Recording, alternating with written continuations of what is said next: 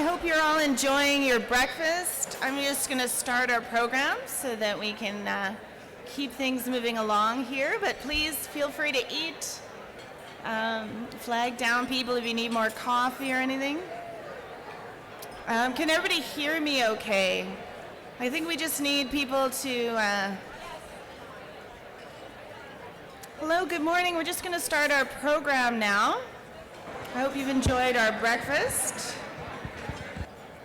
Can everybody help me by thanking the staff at the Fairmont Hotel? Thank you for the wonderful breakfast. These are members of UFCW Local 832, so thank you so much. To the people in the kitchen and to the Fairmont Hotel. Welcome to the 12th Annual Arrow Black Chair and Labor Issues Fundraising Brunch, our biggest one ever. Thank you so much for being here. This is fabulous. Look how many people are here. My name is Molly McCracken. I'm your host this morning. I'm the Manitoba Director at the Canadian Centre for Policy Alternatives. We are Canada's leading progressive research institute. We are so honored to have the opportunity to recognize Leslie Spillett, Gizikwe Wabikwe Dodem, a Cree and Métis community kukum and organizer who has been involved in many grassroots and social justice movements over the decades. Before we honor her, we will be hearing from Niigaan Sinclair, an Anishinaabe storyteller, award-winning writer, professor, columnist, podcaster, and general fabulous man about town, reconciliation in the age of austerity and inflation. Before I begin our program, I must acknowledge the victory that we are just still sinking in for us here in Manitoba of an NDP government. This is very exciting.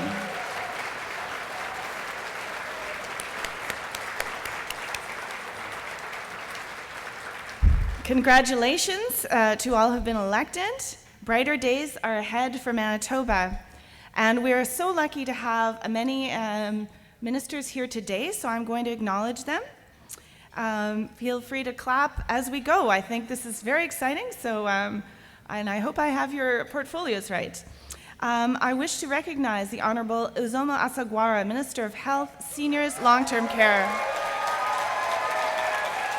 and Deputy Premier. The Honourable Renee Cable, Minister of Advanced Education and Training.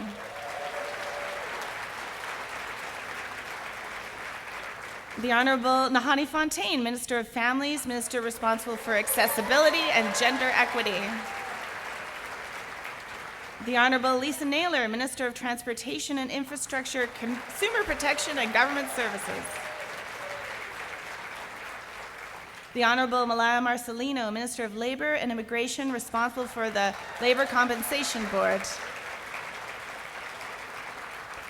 The Honourable Jamie Moses, Minister of Economic Development, Trade and Natural Resources. The Honourable Matt Wiebe, Minister of Justice and Attorney General and Minister responsible for MPI. The Honourable Tracy Schmidt, Minister of the Environment and Climate Change and Efficiency Manitoba. The Honourable Bernadette Smith, Minister of Housing, Addictions and Homelessness and Mental Health.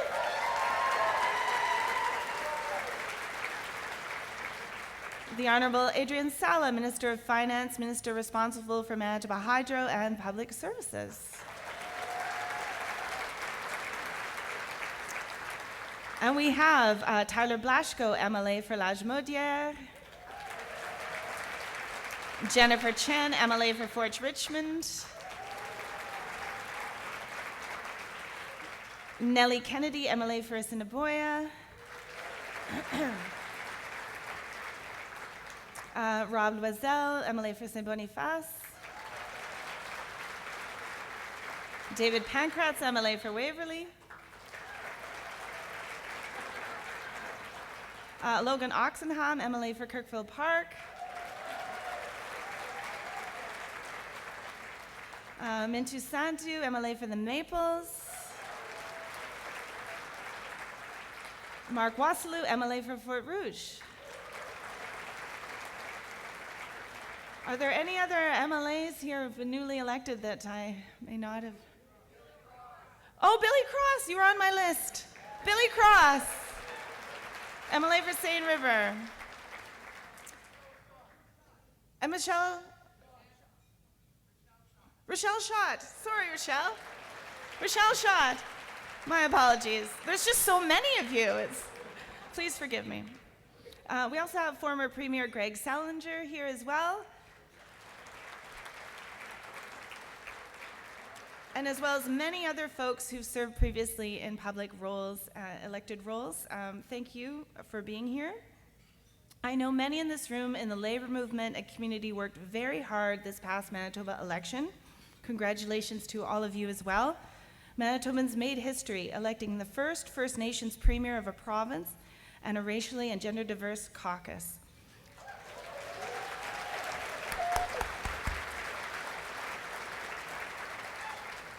As the Honourable Murray Sinclair said, this is Manitoba's true act of reconciliation. We are now entering a new phase of showing true respect, and we are so pleased and excited for you.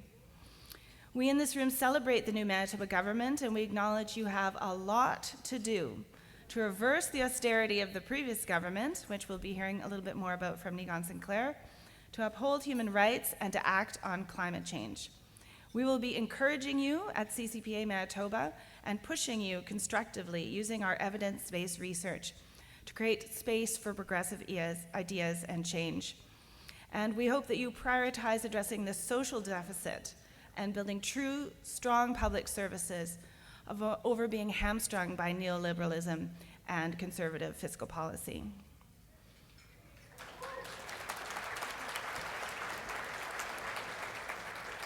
I also acknowledge we have some other elected officials in the room here. We have MP Leah Gazan from Winnipeg Centre. We have City Councillor Ross Eady making a great entrance. We have Councillor Sherry Rollins. We have Councillor Vivian Santos. And all the way from the City of Toronto, we have Paula Fletcher, City Councillor from Toronto. Long-standing friend of Leslie's as well. Gathering at an annual event is also a time to pause and reflect on the years past. And Manitoba has lost some incredibly influential and loved people. In our community with the Canadian Centre for Policy Alternatives, we mourn the loss of Pete Hudson, of Marion Moist, and of Gemma Skelton. They live on in so many ways in our lives and memories. Now on to thank yous. I really want to give a big thank you to the Assiniboine Credit Union, our event sponsor, and also a supporter of the research at the Canadian Centre for Policy Alternatives. Thank you so much for your support over the years, Assiniboine Credit Union.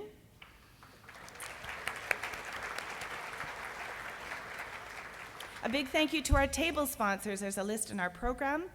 Thank you so much for the groups who bought tables. We really appreciate that support. And thank you to all of you who bought individual tickets and who came this morning.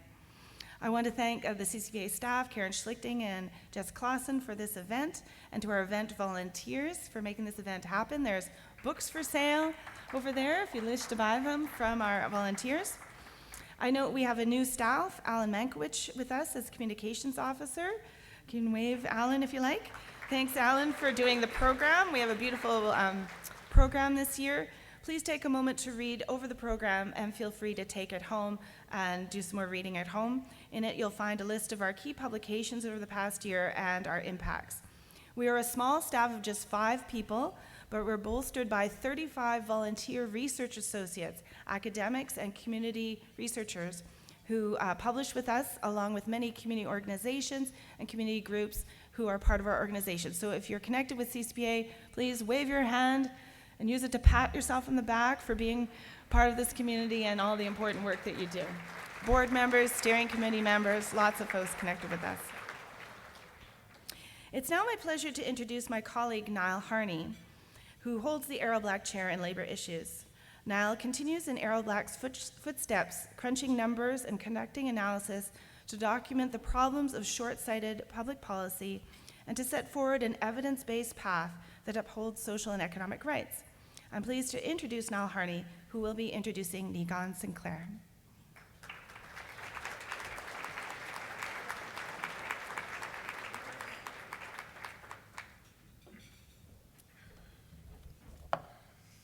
Thanks, Molly. Morning, everyone. How are we all feeling? Good? Yeah? Great breakfast. Thanks to the staff at the Fairmont and to our staff at the CCPA. Before I introduce Niigaan, I just want to take a moment to express my deep gratitude for such a large crowd here this morning. Not just because that means I get to keep my job for another year, but also because I think we're celebrating a really important moment here in our community. This is the biggest crowd we've ever had at an EBC brunch, 385 people, and we blew through the previous record. And that's a testament to the amazing speaker we're going to be hearing from in a couple minutes, Niigaan, as well as our fabulous honoree, Leslie Spillett, both of whom have made huge contributions in our community and will continue to do so for years to come. And as Molly mentioned, we're also celebrating a really important political moment in our province. In the last year, I've talked a lot about Manitoba's leadership on the files of home care and long-term care and seniors care, and I think we're entering a moment once again where Manitoba can provide leadership in this country on reconciliation, justice for missing and murdered Indigenous women and girls, on health care, and on providing decent work that pays fairly and that is safe. So I'm really looking forward to continuing that work. In my work, I sit behind a computer desk. I do a lot of writing, crunching numbers, looking at literature. But at the end of the day, our work is only as important as the people who bring it out into the community, that mobilize it and make change with it. And it's the partnerships that make my work worthwhile and that are honestly the best part of my work. It's the people that I work with that make it all worth it. And I think the EBC Brunch is a really important opportunity to reconnect for the year ahead, to celebrate our victories, and to build those connections. But our work is by no means done. We certainly have challenging political times on the horizon, and while there's lots to celebrate today, we need to continue to unify behind a progressive politics that's rooted in justice, in raising up the power of the many, and in creating a better world for this generation and for future generations. And I really think that's what Errol Black was committed to in his own life. So with that, it's my pleasure to introduce our keynote speaker this morning, Niigaan Sinclair. Niigaan is Anishinaabe of the St. Peter's Band, Little Peguis. Niigaan wears several hats in the community as a professor, writer, and activist. He's a professor at the University of Manitoba, where he holds the Faculty of Arts Professorship in Indigenous Knowledge and Aesthetics in the Department of Indigenous Studies.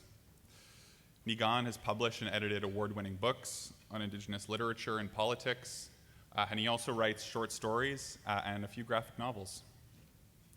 In his other life, Niigaan is an award-winning writer and political commentator. He was recently named the Maclean's Magazine Power List as one of the most influential individuals in Canada. Second year in a row, we have someone from the Power List giving our keynote address. And in 2018, Niigaan won Columnist of the Year at the National Newspaper Awards for his bi-weekly column in the Free Press. And he also is doing a podcast with his fellow Free Press reporter, Dan Lett. I'd encourage you to listen to it if you haven't so far. And Niigaan also regularly shares his political opinions and analysis on CBC, CTV, APTN, and on the Friday panel on CBC Power and Politics. So with all of that, please join me in welcoming Niigaan to the stage.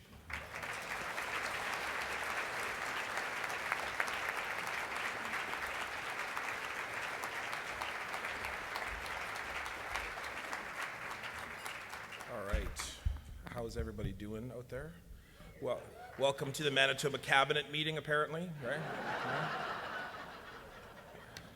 I was like, I didn't think it was going to stop. I think we're just going to keep going, right? So that's pretty awesome. Miigwech for that wonderful introduction. Whoa, see?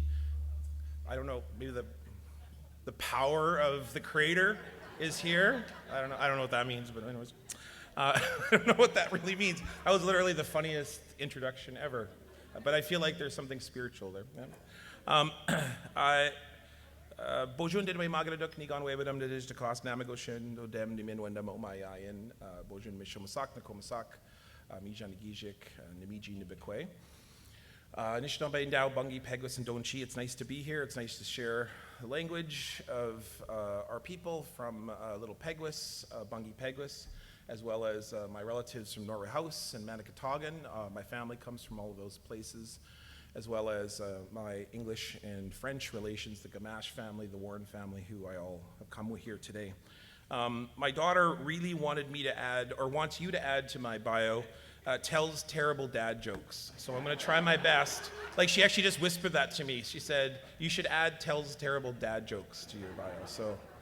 So thanks, Sarah, for giving me a little bit of humility before I started. So I'm not going to take too much time of this beautiful breakfast that you've had, this brunch, to support the CCPA, but I just want to say a big miigwech to all of you for supporting what I think is a groundbreaking organization who has supported my work over the years. I was lucky enough to write the supervise and work with graduate students to co-write the State of the Inner City report a few years back. And I was very privileged to do that. Probably one of the most formative moments of my career, to be able to just experience what it's like to work with people. And of course, as someone who's worked for 30 years in the downtown core and frontline poverty, it's just a real honor to see all of these people in a room together. Do you ever have like one of those moments where, like, I want nothing to happen to the hotel right now, because this would be like, you know, this is like the who's who of Manitoba ground shakers here today. So that was the ominous moment, I think, maybe where we had a feeling a second ago. I'll start today's talk by saying I prepared 2 talks for this talk. One, if what happened about a couple weeks ago changed, was different. I'll let you guess on what that is. And then one, because of the result that we showed the nation in Manitoba, that in this wave of a certain brand of politics, that Manitoba can choose a different path. And so,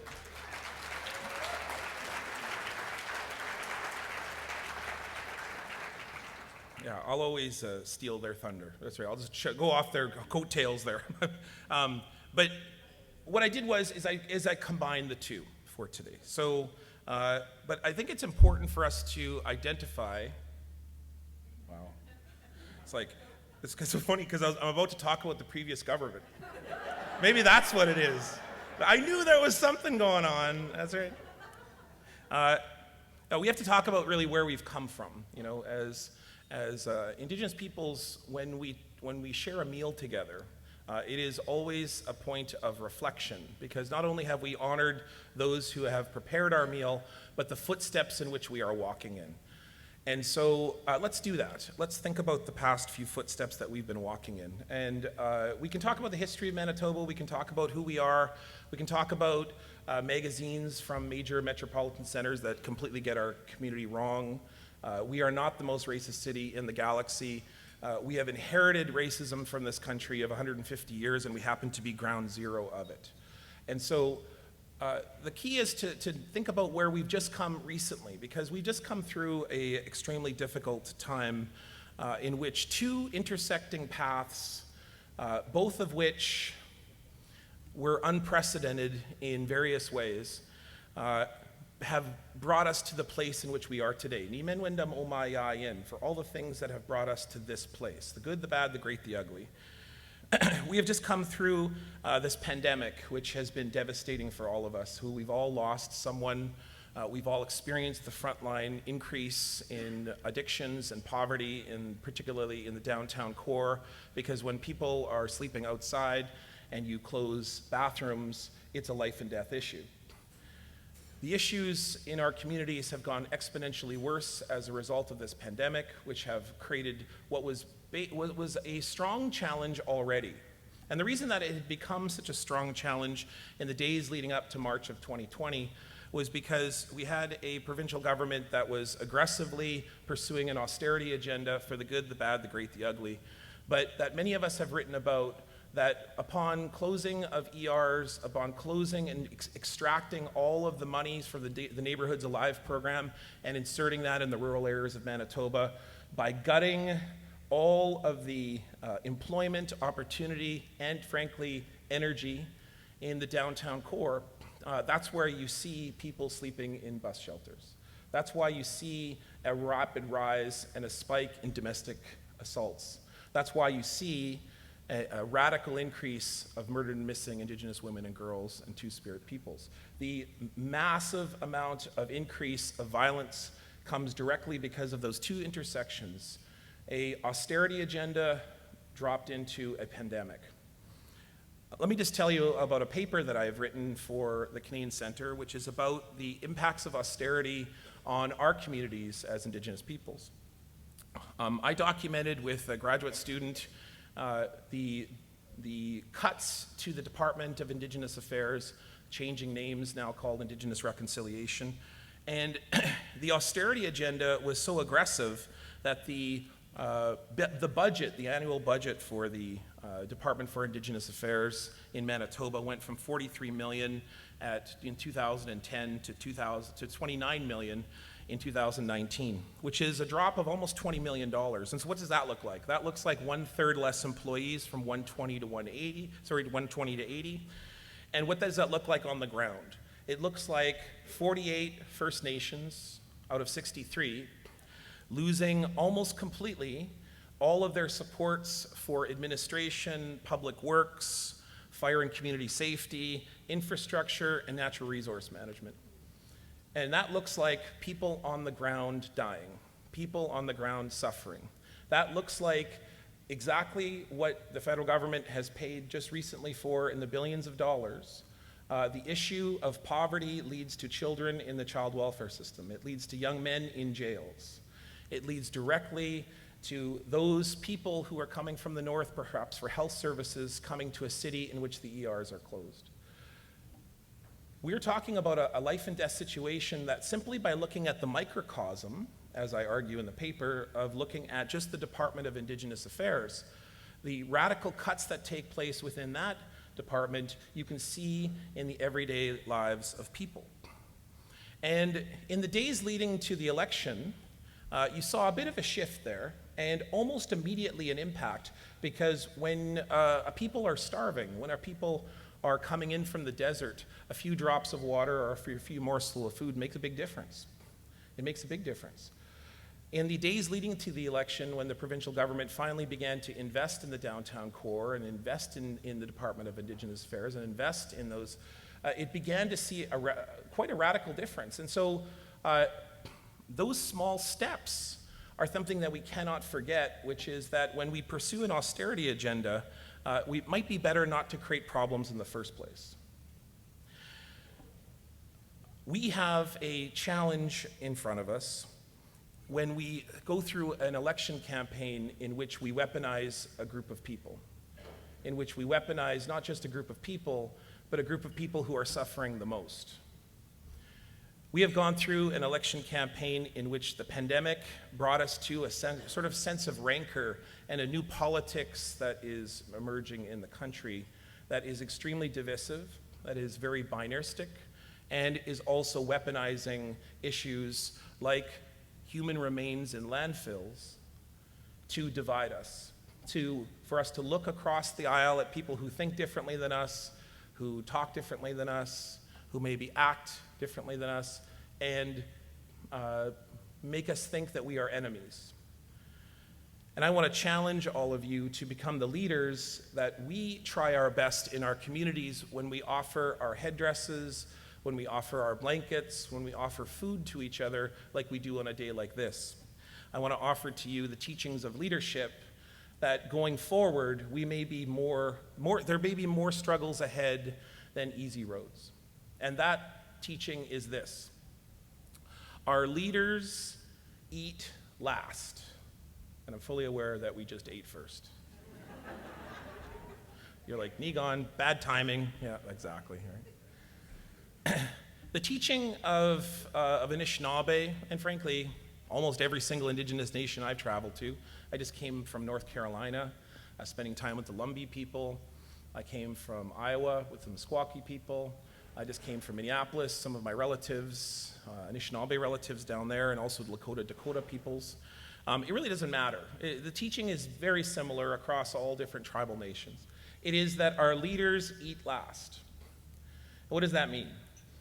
To show leadership, you have to make sure that everybody is cared for. And it is the grandmothers who make that decision. It's not men particularly.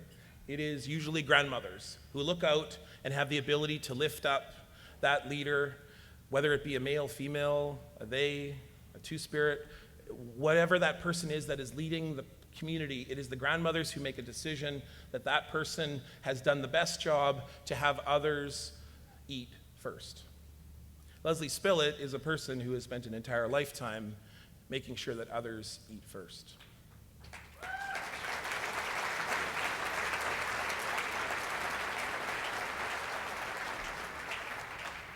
And just before I go off this point, it's also important to remember that the grandmothers have the ability to remove leaders if they start to eat first.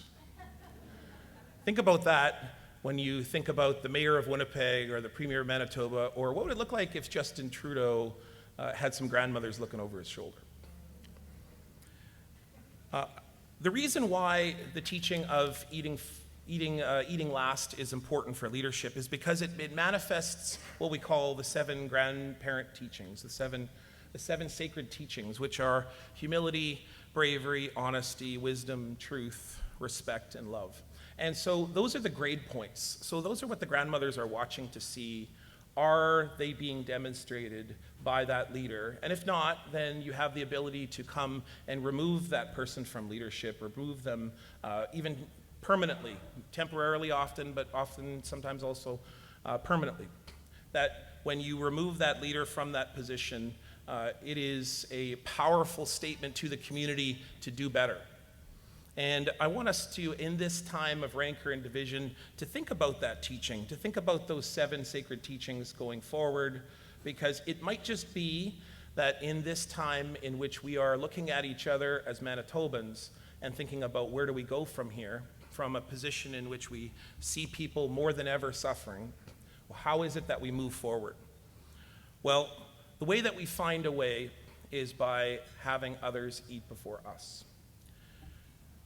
There was a really powerful moment that just came as the pandemic was shifting and changing.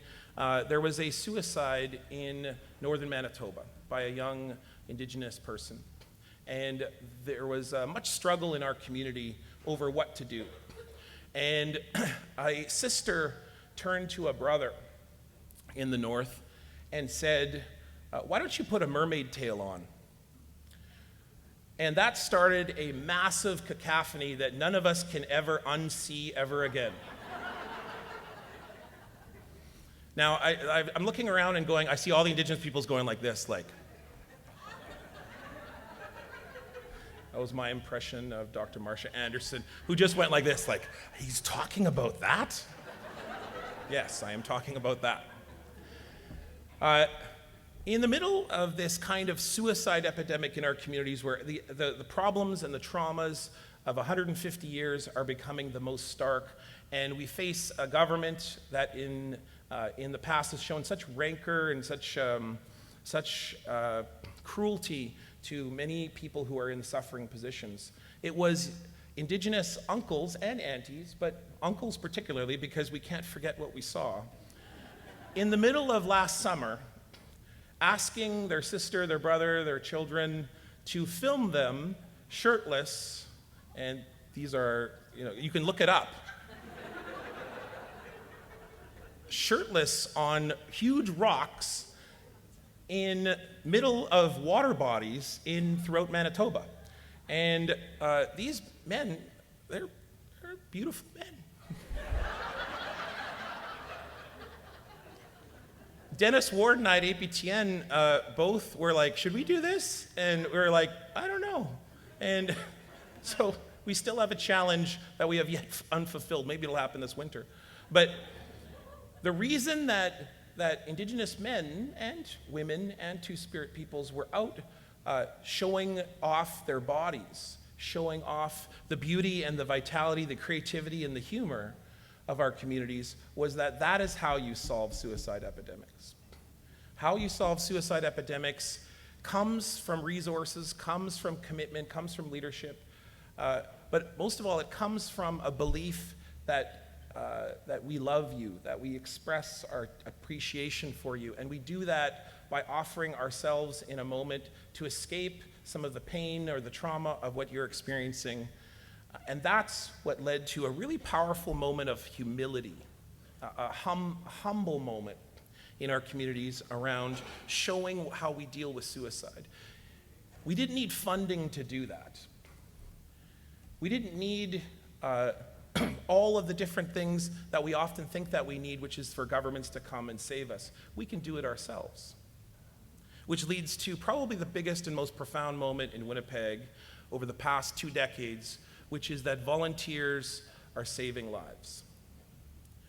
Through the Mama Bear Clan, the Bear Clan, Anishinaabe Native, 204, Sabe Peace Walkers, over and over and over again. During the pandemic, when the rest of us were inside, for months upon months upon months, for no reason other than they believe in the audacity of showing appreciation and teachings to our communities. And probably the most important thing of all, which is that during the pandemic, they went out every single week, often multiple times, and they went to bus shelters, they went to encampments, they went to people's homes, and they delivered sandwiches. They delivered love. They said, if you need resources, we are here for you. If you want us to come and take this note from this house to this house, we will do that for you.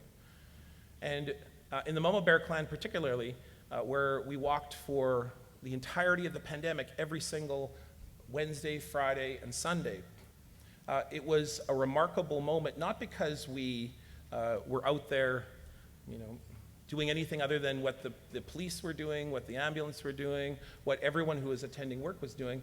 It was that we brought the teaching and the central core teaching, which is that you bring food to the elders. The one difference in philanthropy in our communities is that we don't have philanthropy. We have the basic teaching is that you feed your elders, you feed your children, you feed the community, you bring the food to them. You don't expect them to wait for 2 hours for a sandwich in a line. You definitely don't make them wait for 5 hours outside for a bed. I can't think of anything more insulting than that, in fact. And that profound teaching around what we did, I remember we were walking one day, and I said to Karen Thomas, who was one of our Mama Bear Clan grandmothers, leaders, and I said, like, why, should we keep doing this? It's a big issue of safety. And she said, we have to do this, not just because what we're bringing, but because they see us, that Winnipeggers see us. And they see that in all of this scariness, that love will prevail. That bravery is something that carries me forth and is something that was perhaps most remarkable on how regularly it was seen by Manitobans, but particularly those on First Nations, people who held check stops to protect not just their own community, but cottagers, that put their lives on the line, that people who stepped out in areas all across the province to put their own lives, even on First Nations, to accept a curfew. Like, how did curfews work out for the rest of the country? The word freedom was thrown out about. First Nation people actively gave up their rights to save Manitobans. They needed money to do that. They said that the belief is that the community is as important as the individual. And that teaching might be what is the most brave thing of all, which is that you are willing to give up yourself, your own rights, and take even a simple vaccine shot, to take time out of your day, to allow your odometer to be recorded so that when you go to shop in the city, that they can record if you really truly did that. It is that teaching that might be one of the most brave of all, is the audacity that we can believe in each other.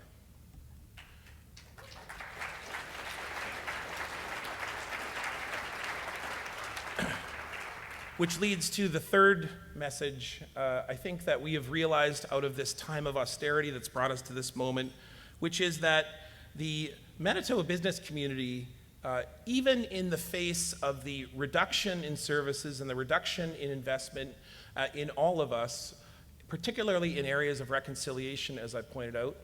The Manitoba government actually, at one point in 2020, got a failing grade from their own Auditor General. In that age, the Manitoba business community stepped up investment and created things that we've never seen before.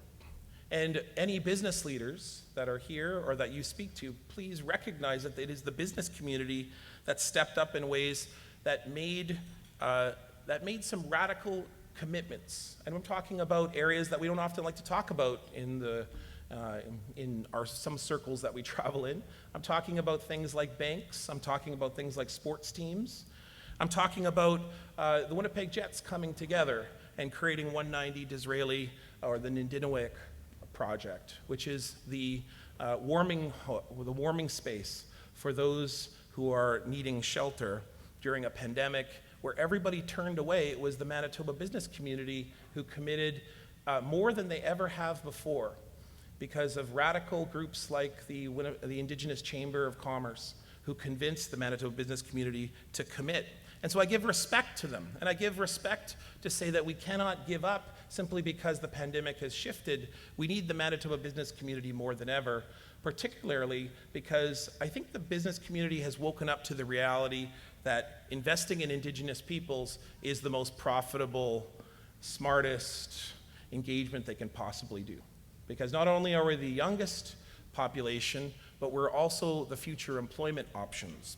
Which brings me to my colleagues, and if I can give some seamless self-promotion here, my colleagues from the University of Manitoba. I think they bought like 4 tables or something here, so way to go, U of M and University of Winnipeg. There's a reason that we have 2,500 Indigenous students at the University of Manitoba, which is 10.5% of the entire campus.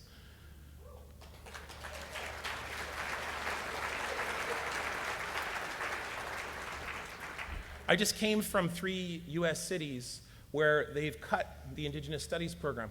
Iowa State, I asked how many Indigenous students they had. They said 4. I was like, Iowa State, you are a massive campus.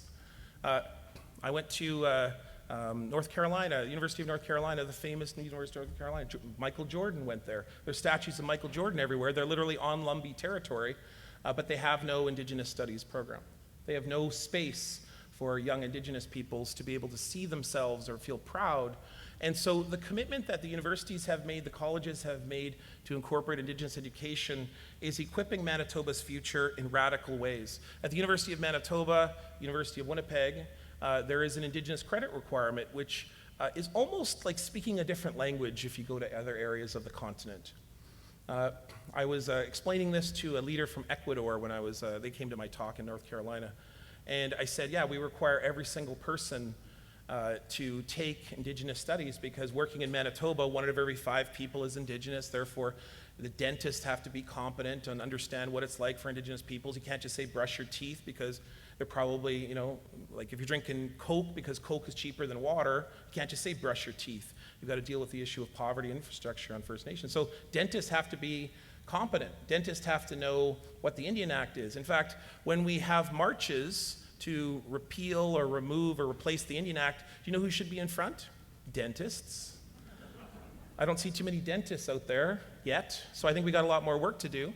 But here's the key, is that this leader from Ecuador said to me, he asked me, he said, do white people care? Like, do they want to do that? Do they get angry when they take, and I say, that's not been my experience. My experience is that Manitobans are ready.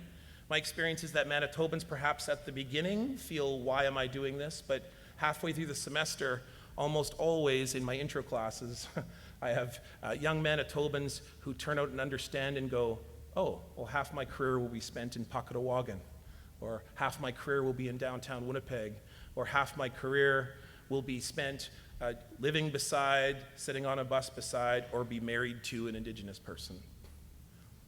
And every Manitoban realizes that there is only one path forward, and it is together. And I think the colleges, the universities are leading in that regard, and that means that we have to change the way that we do work at the university. It's been a very uphill battle, but it is a battle in which people that are here, leadership that is here, are doing that every single day.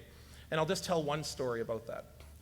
One of the problems with Indigenous education, with Indigenous knowledge, is we can't just do business like we did in the past. We can't just drop Indigenous peoples into a colonial system, into a racist, violent system, into a system in which Indigenous peoples were never supposed to exist, which is a university. There's nothing that is more anti-Indigenous than a university.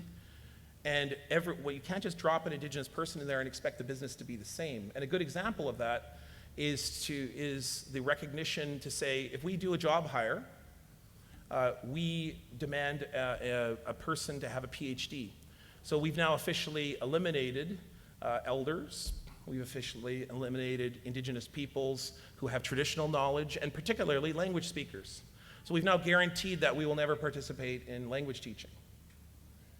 But I'm proud to say that in the Faculty of Arts, and because of the really hard work of our Carrie, she's over there, Carrie Miller, and actually working with, I see my former dean, Jeff Taylor's over there too. Because of the really hard work that was done with people, is that we were able to take one step, a tiny step, and hire a faculty professor who has traditional knowledge, Pat Ningwants, who has done 12 books in Ojibwe, and say that a PhD is the equivalency of a PhD is traditional knowledge.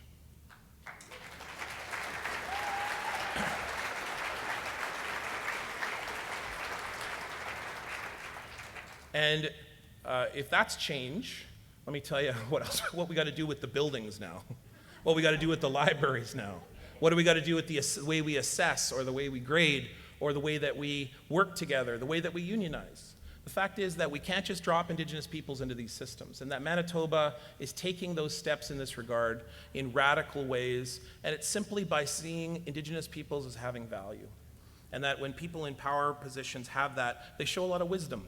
And they show a lot of wisdom in that we can see each other as having merit. We might actually see each other as treaty people for the first time in history, which is partners, not parents to children, not unequals, and certainly not governments to people. That we might see each other as partners in this world in the Manitoba. Which brings me to what I think is the biggest truth of all, which is that the truth of Manitoba is that the future lies with Indigenous peoples. That means that, particularly in Indigenous business, we're about to see the biggest investment in this province's history. And it's not going to come from US corporations, because that's been the recipe or the method in which people have thought, oh, if we just bring that big US company, I won't name any names, but they make furniture. Or if we just bring that sports team here from that faraway place and we'll somehow save the downtown. Like, that's oftentimes how we imagine development in our community. Do you know what's going to be development? Multi-billion-dollar investment by collective 7 First Nations, revamping, remaking, recreating the entire future of a city in the largest urban development that the city's ever going to see.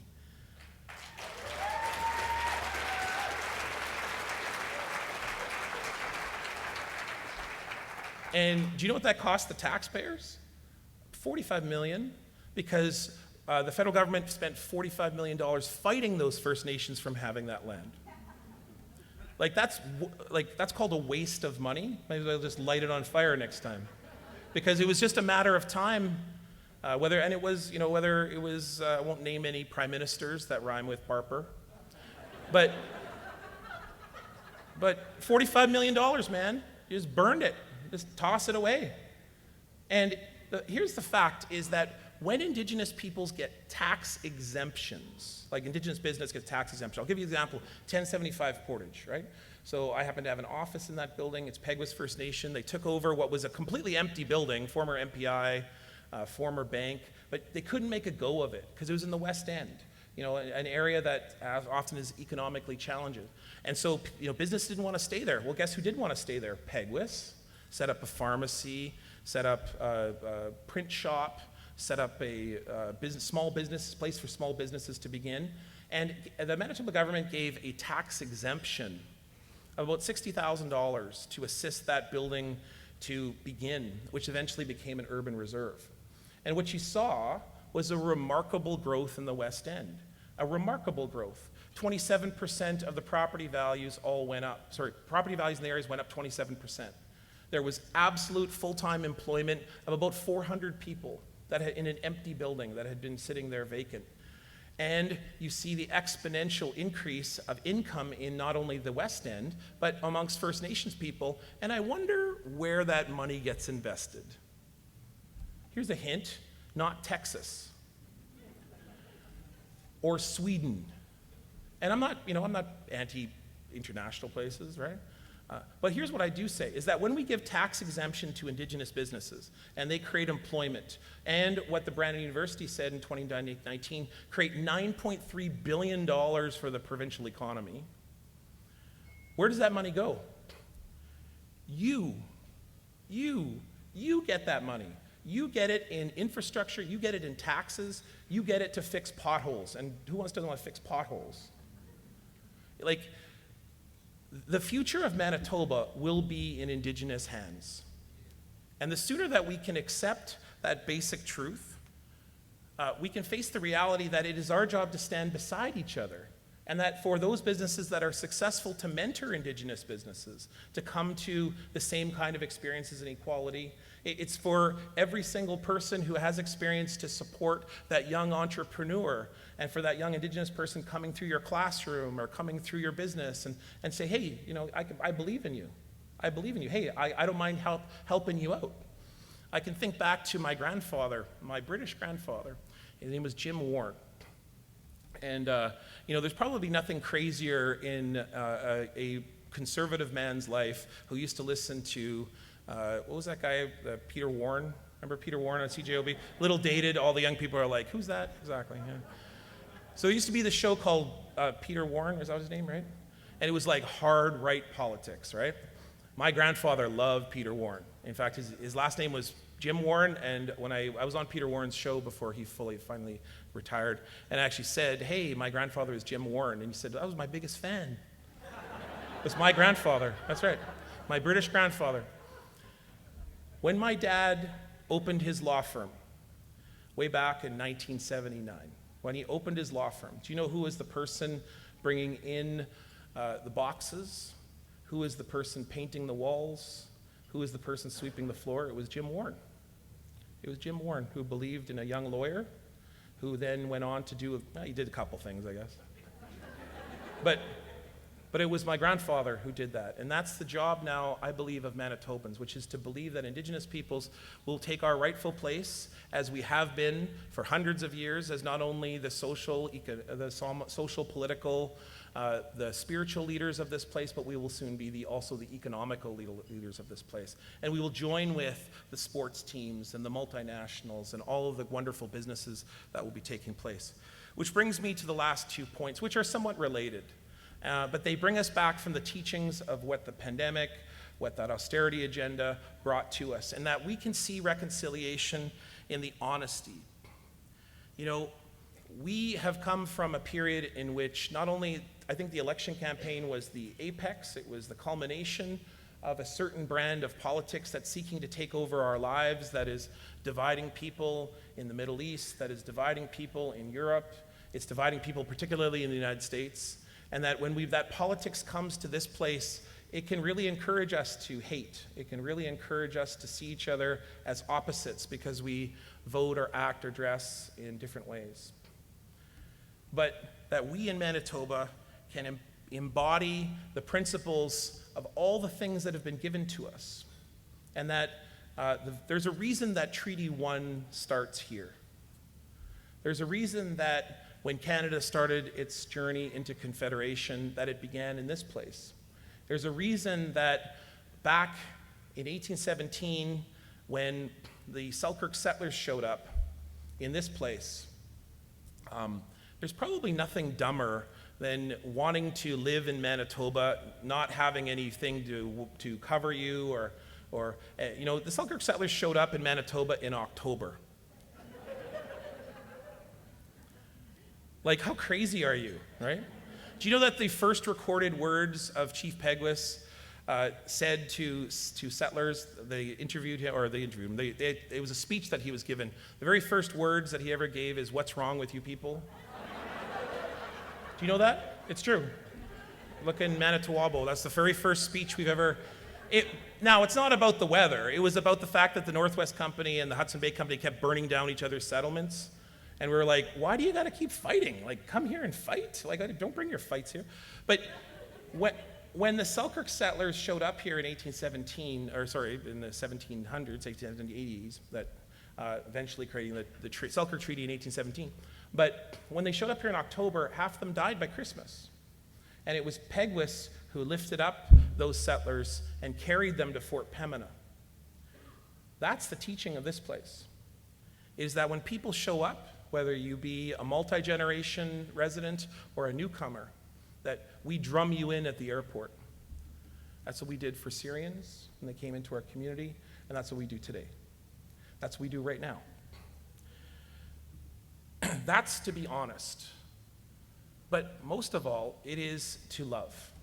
That in this time of rancor, in this time of pain, in this time of trauma, which we only have to look outside this very building to see our relatives who are suffering more than ever, that we can believe in each other and that we can show love more than ever. I want you to double down on love. And what that means for you as a Christian, for example, is I want you to be more Christian than ever, because there's nothing more love than Jesus.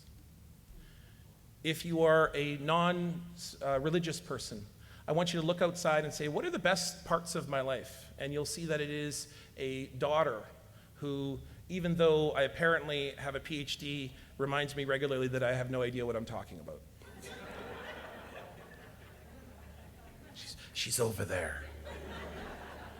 And that love is not something that we find in Hollywood movies. Love is in the hard conversations. That's what love is. Love is in believing in each other and not giving up on each other. That love will be what will be carrying us forward in the future. I think it's absolutely unsurprising that in an election where we could have turned towards hate, that we turned towards love. And I want you to be proud of yourself.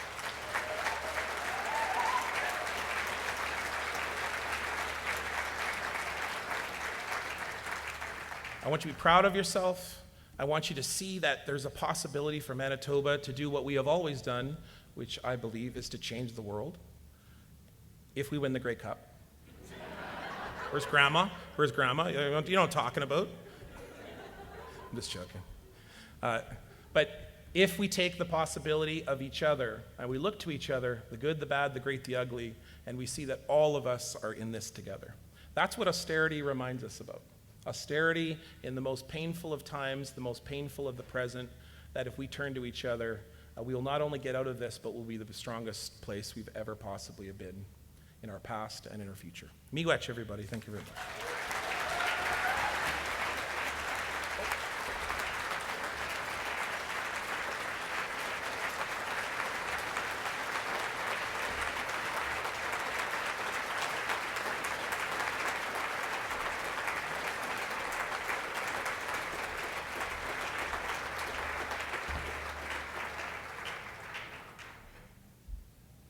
Thank you, Miigwech Niigaan, for those words and for remembering and reminding us about the love that binds us. And I find it particularly wonderful on a Sunday morning in my Christian tradition that we're talking about that. So thank you, it's so meaningful.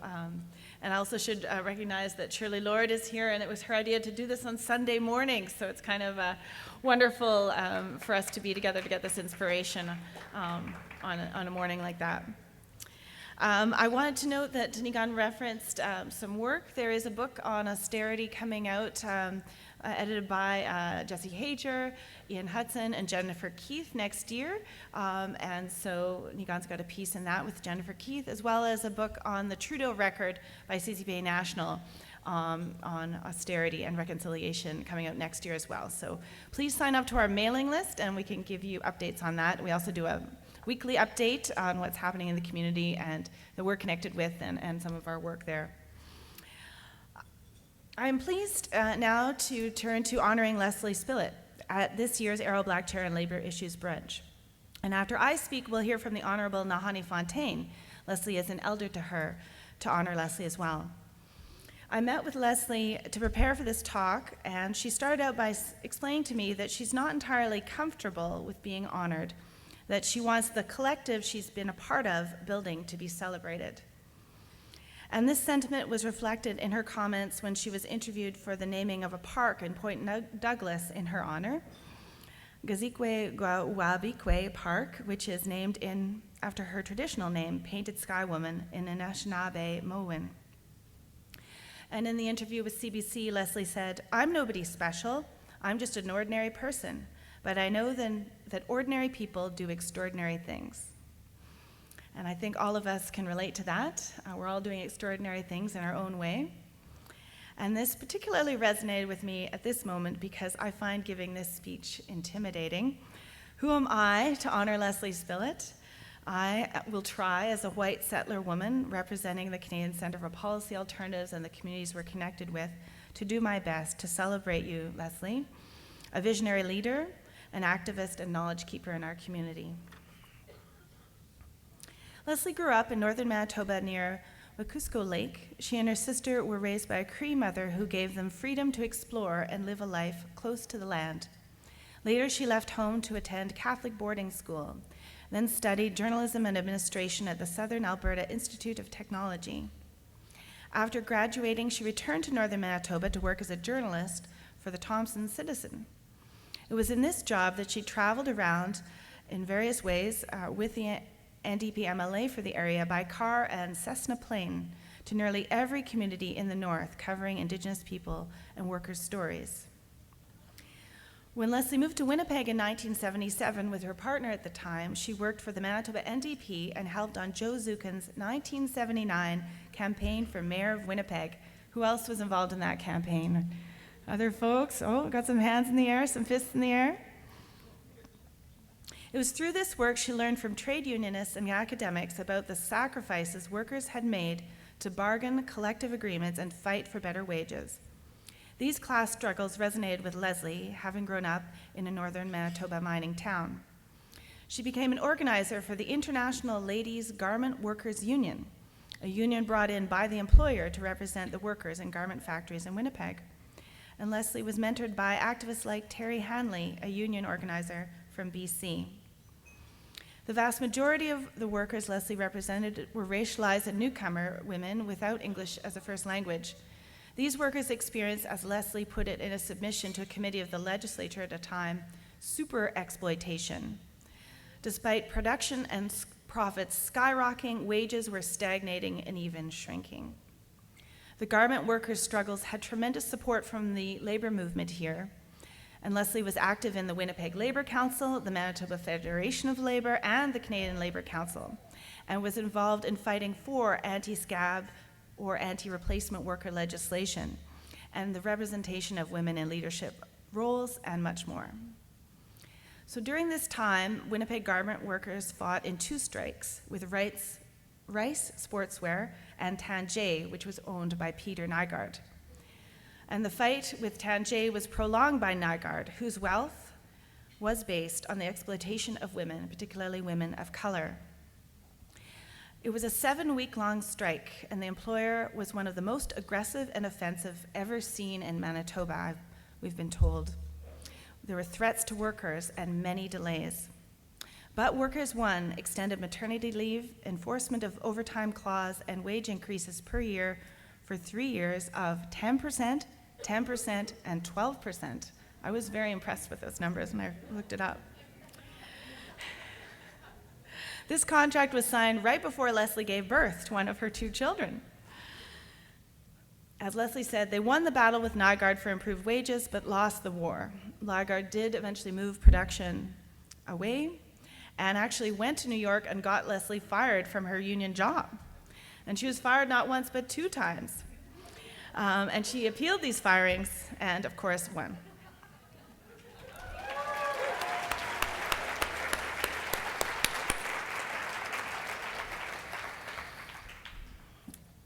And of course, history is writing the next chapter of that terrible man's life right now.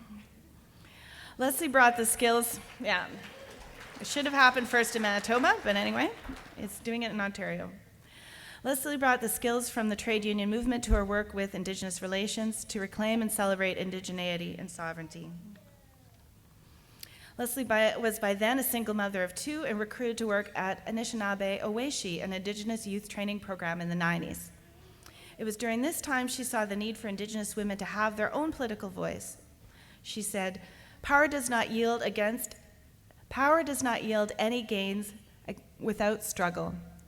To fill this need, she founded the Mother of Red Nations, for Indigenous women to advocate for themselves on systemic issues like Bill C-31, which discriminated against Indigenous women and led to people losing First Nation status. In 2001, Leslie co-founded Niigaan Sinclair with elders to deliver Indigenous designed and led programs, which are essential to bring about meaningful social transformation. And we have some folks here from Gani today. We want to give a hello, folks from Gani. Hello.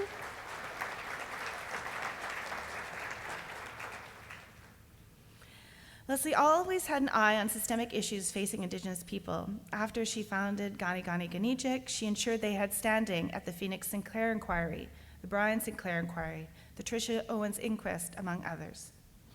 I first met Leslie Spillett in 2002 when she was on the board of the Prairie Women's Health Center of Excellence, and I worked there earlier in my career as a research coordinator. I remember in particular one circle she organized with women knowledge keepers and elders, and of feeling the power of women sitting together, and it was a particularly important moment for me as I had just lost my mother to cancer. And I remember how your words, Leslie, and the power of women gathered together helped me on my healing journey. It's through Leslie's leadership and the leadership and guidance of many Indigenous knowledge keepers, elders, and staff that Niigaan Sinclair has helped more than 20,000 Indigenous people in Winnipeg change their lives, with thousands more in their families and communities benefiting as well. Niigaan Sinclair honors the greatness and gifts of all people. It is a safe place where Indigenous cultures and values are practiced and where people can be who they naturally are. Gani honors the law of the Creator and the spirit of the ancestors and seeks their wisdom to guide people back to balance and wellness 7 generations into the future.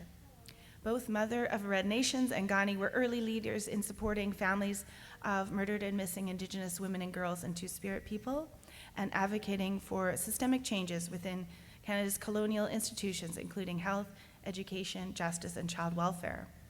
And Leslie also believes in taking the local to the global level. She represented Indigenous women's issues at the 2000-2001 United Nations World Conference Against Racism and the UN Permanent Forum on Indigenous Issues during her time as board member at the Native Women's Association of Canada. She was also involved as an advisor on the National Inquiry for Murdered and Missing Indigenous Women, Girls, and Two-Spirited People. The inquiry found that Canadian policies promoted genocide of Indigenous women, girls, and Two-Spirited people.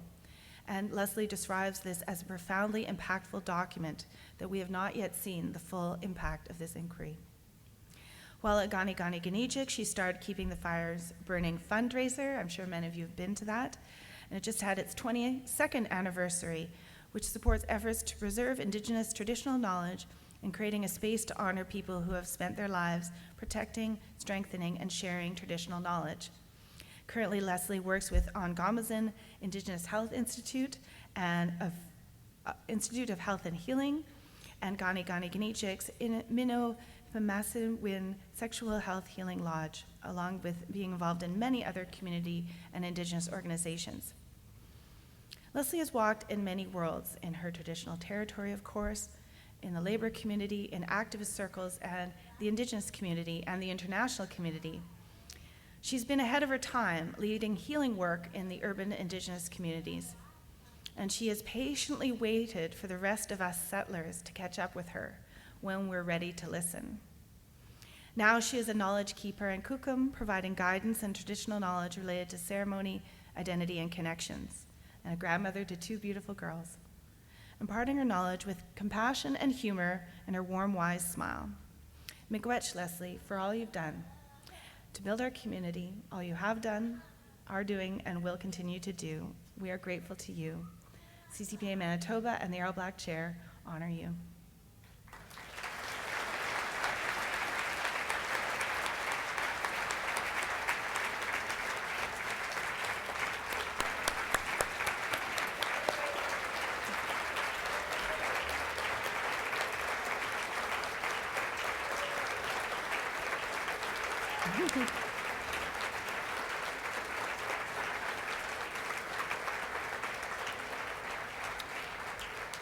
It's my pleasure now to invite the Honourable Nahani Fontaine up to say some words about Leslie's role in her life.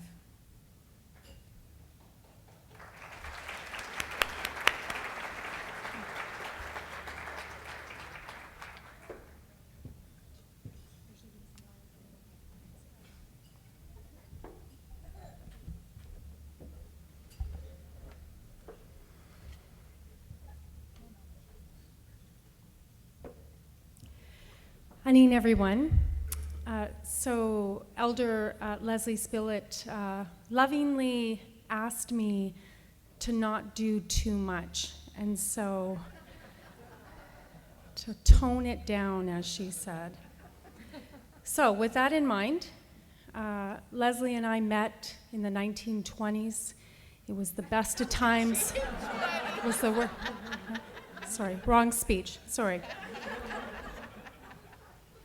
I'm so grateful to be given this quick opportunity to just say a couple of words. Leslie and I have known each other for 25 plus years. We actually met on a big drum, a women's drum group, that back in those days, there weren't many women's drum groups. And we really forged this beautiful relationship actually on the steps of the Manitoba legislature when I organized a protest in respect of the murder of Connie and Ty Jacobs from the Tsuut'ina First Nation who were killed by RCMP officer Dave Voller. From there, we became really, really close. We have adopted each other as mother and daughter for many years, as she has done with so many people across Manitoba, across Canada. She is so gracious that when my youngest son realized he had a grandparent, he called her Grampy, and he still calls her Grampy to this day, and she went along with it so graciously. I brought everybody up here because I want to make the connection between what matriarchs like Leslie do not only for the Indigenous community, but for all of us. Our paths as Indigenous women, girls, and Two-Spirit are carved out by the matriarchs who came before us through their blood, sweat, and tears, through their resiliency, through their determination, through their very survival. We are only here because of the matriarchs that came before us. I wanted to stand up here to say personally, thank you, Miigwech, Leslie, for all of the work that you have done and for the impacts that you have made on my life personally that has allowed me to walk this path. This path of once being a little girl in child welfare to now being the minister responsible for child welfare here in Manitoba as we move towards this path of jurisdiction change and reconciliation. Your guidance and love and words of wisdom have shaped me to who I am today.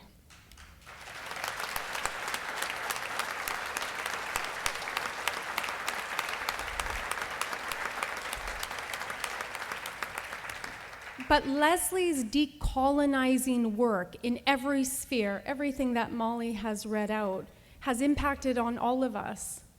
Our caucus now has 5 Indigenous women, where just in 2015 there were none.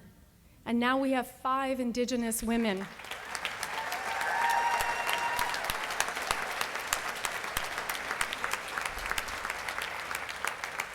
Leslie's decolonizing work has contributed to, as well, the first Asian Canadian woman elected to our caucus, the first Muslim woman elected to our caucus, to the first Black, gender, queer, non-conforming person elected to our caucus back in 2019.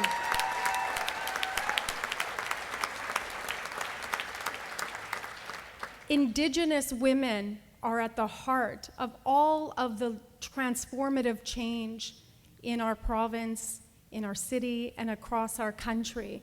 And so on behalf of some of our colleagues here, and also our sister Leah, an Indigenous woman representing us in Parliament, your work has contributed to that. You are contributing to transforming politics across the country.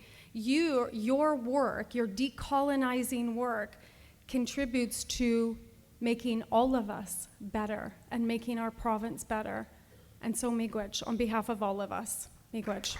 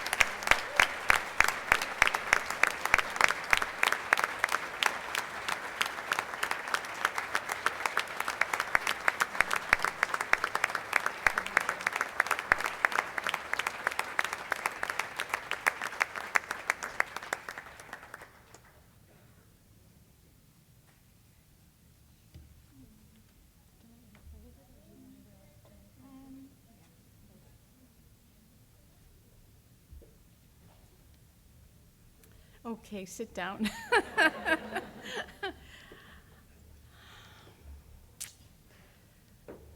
I really feel tremendously honored by those beautiful words that have been shared. I get my sidekick to come up here with me. This is Isabella Gejigoyabik Onyx Sumner. She's my heart, my medicine. Okay. So, Gejigoyabik, my name is Painted Sky Woman, Makwa Dodem. I belong to the Bear Clan, and I belong to the land in Treaty 5, where I was born and raised. And in a little community called Wekusko, which is 81 miles between the Paw and Thompson on the Hudson Bay line. So that's where my ancestors come from. My father was also, I claim my complete ancestry. He was, I understand now, mostly Scottish ancestry. Tasha did our DNA, her DNA, and found that out recently. I was turned to Tasha earlier this afternoon, or this morning, I guess, and said it's kind of feels like my life is flashed before my eyes, just being in this room. Hi, Figgy. Mwah, sending you all my love. Because of all of the people, all of you that have been a part of, in some ways, either really connected or in other ways maybe less connected, but to collectively that have been a part of all the movements that I think bring us to this time. And I know the struggle is not over, and we will just continue to, in our own ways, in our own lives, in our own movements, continue to just do the work that we need to do to create better places, safer places, loving places, more well places in our communities. So my where my life started flashing is when Muriel came, Muriel Smith, and it's just an honor to be honored with the folks that have been honored before me, like people that I respect and deeply admire that have been previously honored in this forum. So Muriel came up to say hello, and I know Muriel comes from, she also spent some time in northern Manitoba in a mining community, which I lived in also for the beginning part of my life, or part of the beginning part of my life. And then my comrade, Paula Fletcher, came. I didn't even recognize Paula initially, and because it's been a while, who came and to spend this time with us. And it's like another part of my life that was so important when I moved to Winnipeg, when I've been a guest here for longer than I've lived in Treaty 5. But like that really transformed my life, people like Paula, by Joe Zukin, by Bill Ross, by people who were involved in the Communist Party back in the 70s and 80s, and working in Joe Zukin's campaign and meeting all the progressive folks that are Winnipeg. And so was really much another part of my life that I carry really in my DNA and in my memories. And then in the union movement, I had some really good comrades there as well, Abe Rossner and Dale Clark from the postal workers, and we really had a really tight little team of progressive trade union activists, and I think that kind of scared the heck out of the CLC sometimes and where we were going to go. But it was a really exciting time to be a part of the left and also working within the trade union movement. And I just remember some of those older, elder trade unionists who I had so much respect and admiration for come to the Union Center every single time there was a Labor Council meeting, stood beside the folks that were fighting for change within the labor movement, because we all think change is really important. And I think we accomplished things like really marking May Day on May the 1st and not on some other random day. And so that I think that it was a part of the work that we did at that time, that we could really stand up as international workers and honor our class, our connections to our class in an international way. So there were struggles that we didn't win the anti-scab legislation. I can't get it in my head that to call it an anti-replacement worker legislation. Like, to me, it will always be an anti-scab legislation. And we still need anti-scab legislation here. And my time in the union movement, in the International Ladies Garment Workers Union, where some of the most courageous, they were the heroes of the Tanjay fight. There were workers who were pretty precariously employed, often with sole responsibilities to raise their families. They went out on the picket line.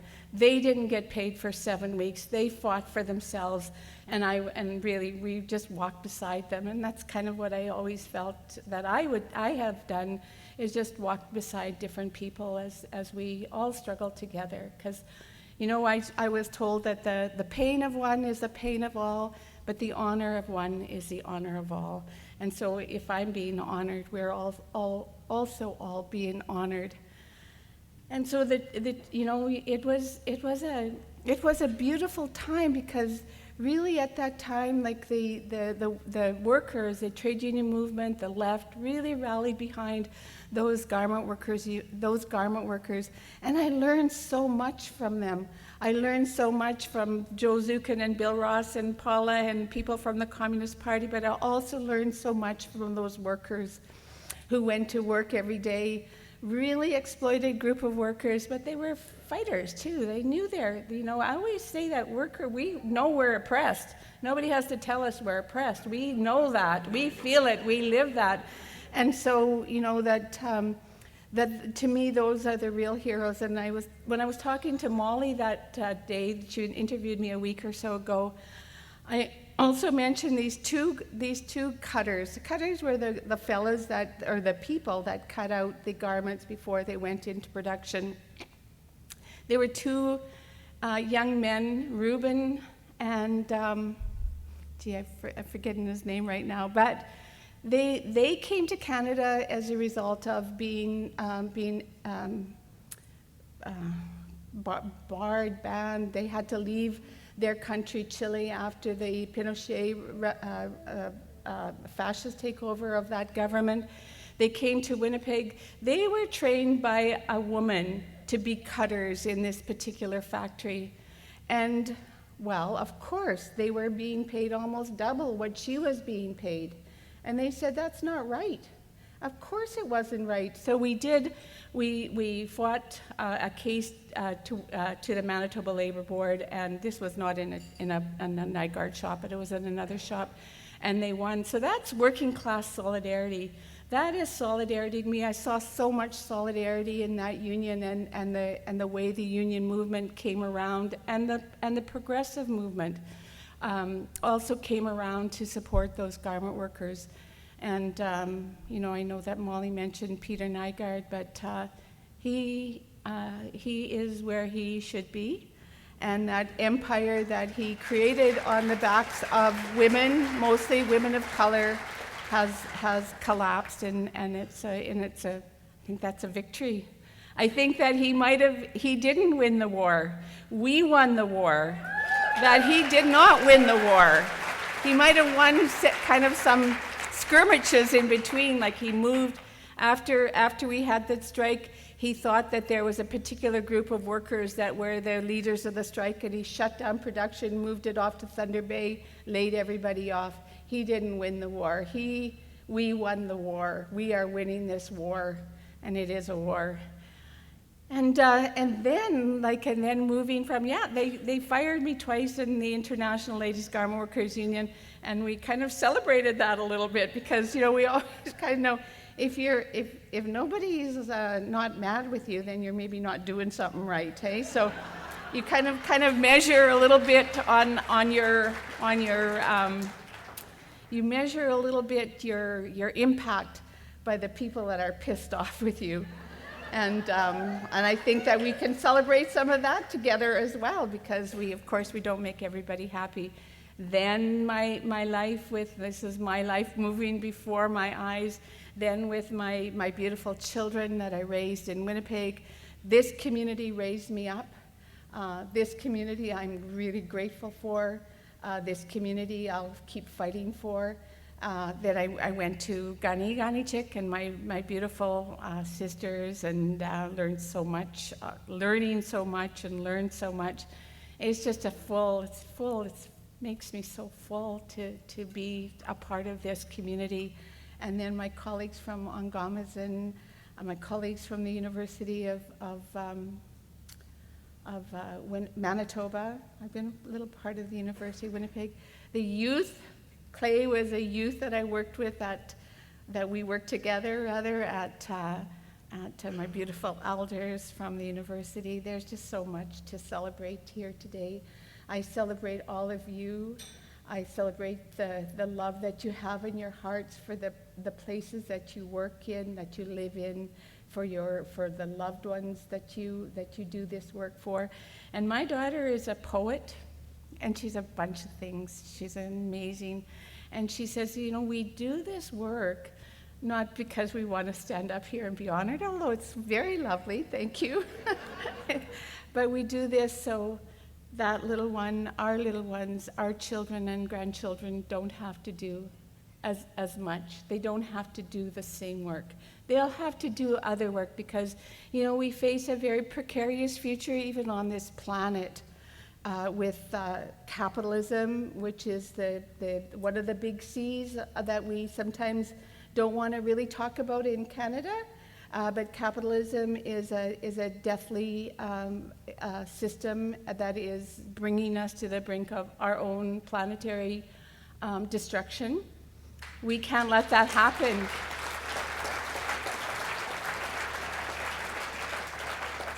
But every act of resistance, every act of standing up for social justice. Every act of love that Niigaan talked about is an act that that collectively can create. I was trying to find that beautiful Indian sister who talked about change in a world that we need to be different. I couldn't do it, but I just remember a part of it. She said it's on a clear day that you can see that different world. You can see a better world, and I'm just so grateful that we're all a part of that movement and that change.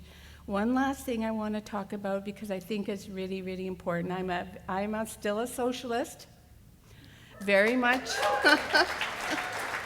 I believe that people that create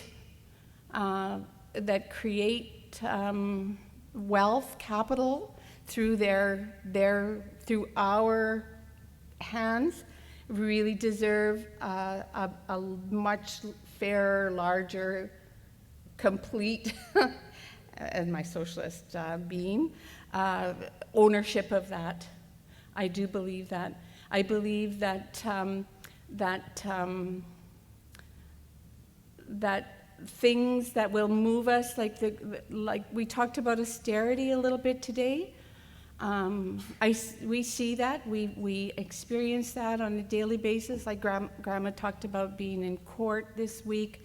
That was a part of how the unequal distribution of wealth in this country, the impact of that. We see the impact of that every single day. And I believe one of the things that the most important thing, I would say, out of the 300 recommendations or the calls to justice, how many were there? 231 calls to justice, is that call for a guaranteed annual livable income. We need it now. We can't wait. We're losing too many people every single day. We need it now. And so if there's something that we as a bigger, broader labor, progressive, wherever we get climate change movements, that will really change, I believe, the things that are the most acute social problems in our community. We talk about houselessness. We talk about drug poisonings. We also need a safe injection site, and we need safe drugs in our community, because there's too many people dying unnecessarily every single day. We need lots of stuff, but I would think, I know that my fierce little sister here, Leah Gazan, is got a bill before the House of Commons or before the Senate. I'm not sure where it is, but it's really, really important that somehow we organize, mobilize, and get behind those efforts and it's not the panacea. I know that the guaranteed annual livable income, but it will stop the worst part of the harm that's being done to the people right now, today. And so if we could really mobilize on that, that would be amazing. And I think that's about it. I just want to say thank you to all of you for coming. I love I love you all.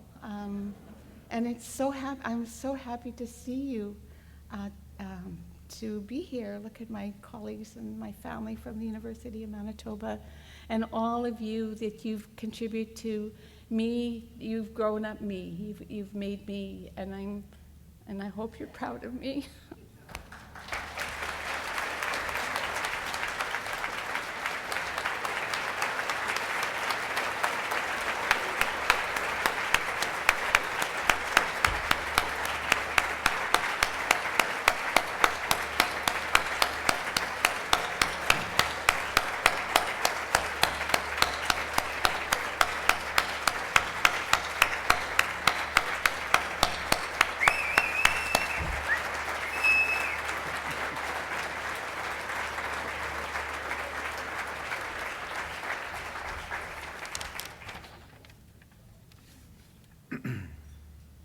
Morning, everybody. I'm Mark Hudson. I am the chair of the CCPA steering committee here in Manitoba. And it's my job to kind of take us home. Probably folks are looking at their watches. I'm a university prof. I know all the signs.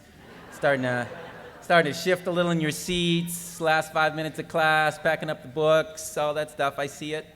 Right? I'm just going to ask you. I'm like that university prof, though, that has 1 or 2 more PowerPoint slides that they want to squeeze in before the end of class. So I'm going to ask you all just for a couple more minutes. I know I'm standing between you and the bathroom also, right? So just a couple more minutes if you just want to chill, relax, and I'll try to clean up here. First of all, thanks to all of you for being here, every one of you. It matters a lot to the CCPA that you're all here. Thanks to Karen, to Molly, to Alan, to Jess, the CCPA staff, for making this happen, for bringing progressive communities in our province together to learn and to celebrate. Thanks to Niigaan very much for helping us to understand the necessary bases for the crucial work of reconciliation, not least of which, as you pointed out, is love for one another. And thanks to Leslie for your amazing life's work through all of its chapters. For those of us coming a generation or a half a generation maybe behind, it's hugely, hugely inspirational to us. Myself and my comrades and colleagues at UMFA are going into bargaining this year, so that 10, 10, 12 number that I heard, that is inspirational. That is the kind of numbers I like to hear. It's great.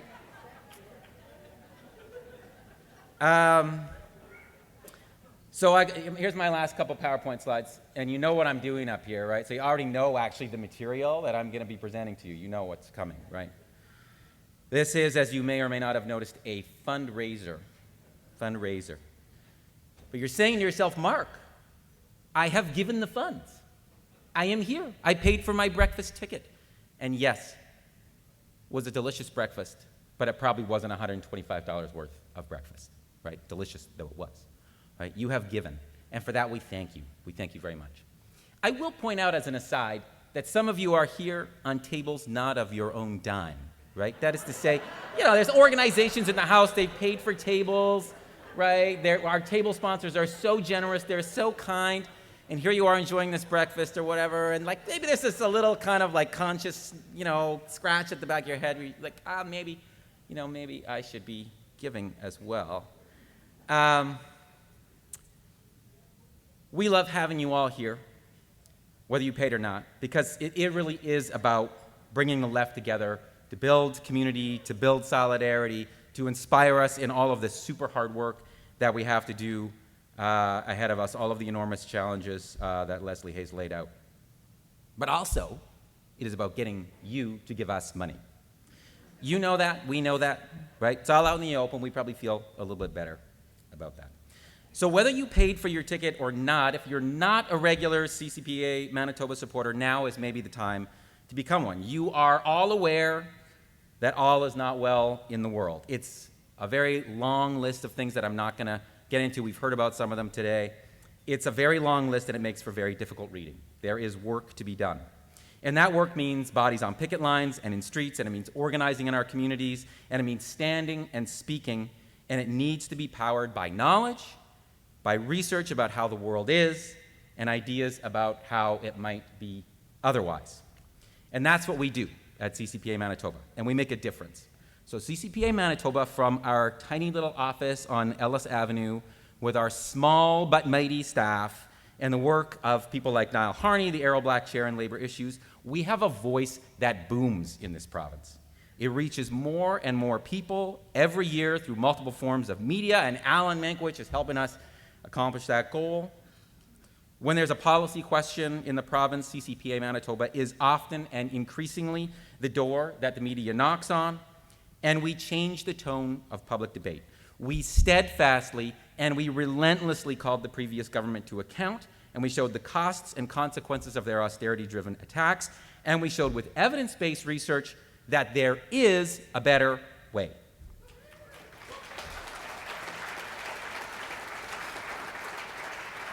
So together with almost all of you, I'm sure, We celebrate that there is a new provincial government, and that such a big contingent from that government is here today means the world to us.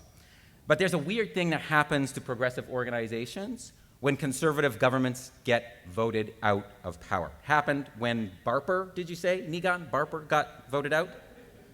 Funding drops, falls off a cliff for progressive organizations when this happens. So it's like, you know, I'm going to refer to a film that some of you may have seen, Star Wars, and there's this moment, in I think several of those films actually, where there's a giant explosion, right? The Death Star blows up, and everyone cheers. There's this giant cheer that goes up, hooray! We don't have to fund the rebellion anymore. Wrong, right? Wrong. We still have to fund the rebellion, right? The rebellion still has work to do because, one, Darth Vader is just down, not out. He's spinning around in his little TIE fighter out there, whatever. Like, he's going to get it together eventually, right? You know, you've seen the sequel. Darth's just down, not out. And then secondly, the rebellion still needs to actually support and, he said awkwardly with most of the government in the room, push the new government that many here helped to elect.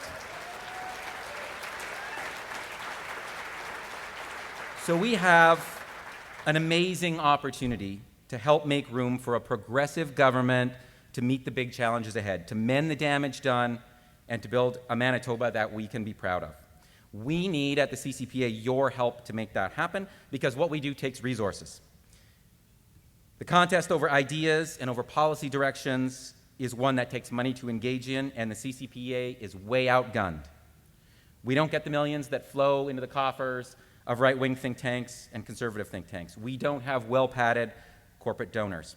We depend on our union partners, to whom we are so grateful for their ongoing and generous support, and you can look in your program, see who all those folks are. It's lifeblood for us. But we also depend on that credit card or that $20 bill that's sitting in your back pocket right now, right? So please, before you gather your things and break for the bathroom, if you can afford it, fill out, there's a little, in your program in the back, there's like a QR code there. Get out your phone, snap the QR code, hit the donate button on our website. You can casually slip me $50 on your way out the door. Molly probably thinks no, it's a bad idea.